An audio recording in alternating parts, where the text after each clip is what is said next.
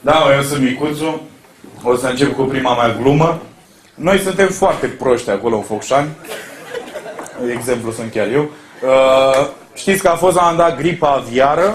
Și când a fost gripa aviară erau afișe prin tot Focșaniul pe care scria: nu lăsați copiii să se joace cu păsările moarte.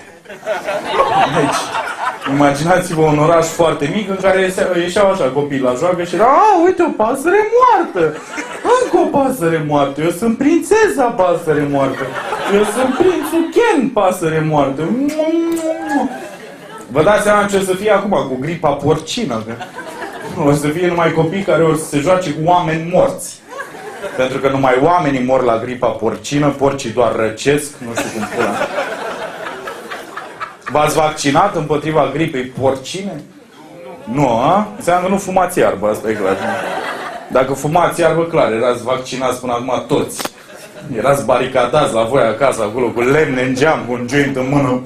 Bă, ești prost la cap, frată.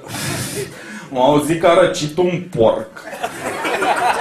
Și a ieșit pe stradă, a strănutat într-unul, frate, ești prost.